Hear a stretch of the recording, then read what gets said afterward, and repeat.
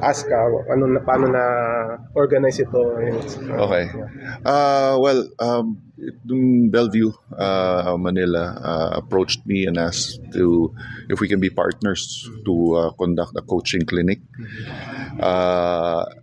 because the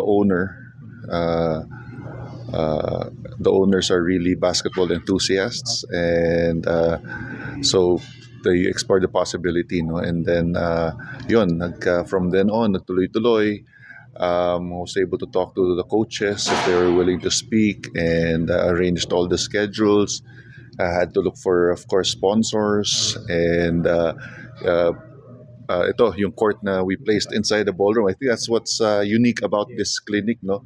Because we were able to place a half court inside the grand ballroom, instead of going to another place na dun magki-clinic. So the participants here would have really the luxury of not only having the clinic by these great coaches, but also staying in the hotel like Bellevue. So talagang complete experience for them. And so far it's been going great. They've been learning from Coach Tim, and I'm sure they'll be learning from Coach Sean, Coach John, Coach Kirk Collier will also be here.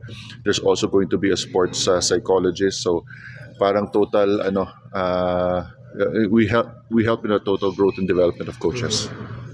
Coach, from your knowledge ba, first time ba ito na may court sa isang grand ballroom hotel? Oo eh. I think wala akong makitang may ganito eh. Probably abroad meron, but here in the Philippines, I don't think there has been I don't know if I'm wrong, but there has been a clinic na ganito na sa ballroom itself. Mabuti na lang, mabait yung mga sponsors natin, like yung Molten, of course, and the others. SBP has been very supportive, and also, of course, mention ko na rin, no, yung Arena Plus, yung Cafe Delipa, Pocari Sweat, World Balance, Milo. Okay, so it wouldn't be possible without all the help of those sponsors. Coach, mayroon ba itong, like, may susunod ba bang ganitong coaching clinic? Will it still be here in Bellevue, or any plans in the future, like something like this? Well, right now in Bellevue, gusto na nga magplano for the next one right away.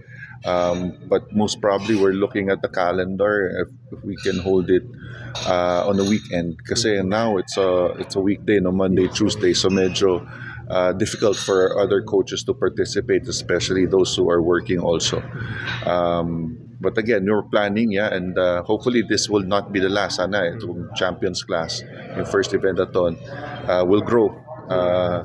And then makatulong pa, kasi naman ang thrust dito is really helping yung coaches, especially we had coaches coming in from the provinces. Meron taga Borlongan City, may taga Tarlac, meron taga Pampanga. Okay, we have coaches coming in from Indonesia, and then from Qatar also.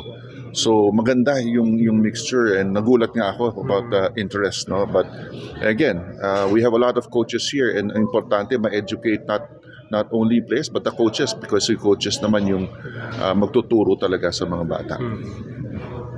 Okay, Coach. Okay.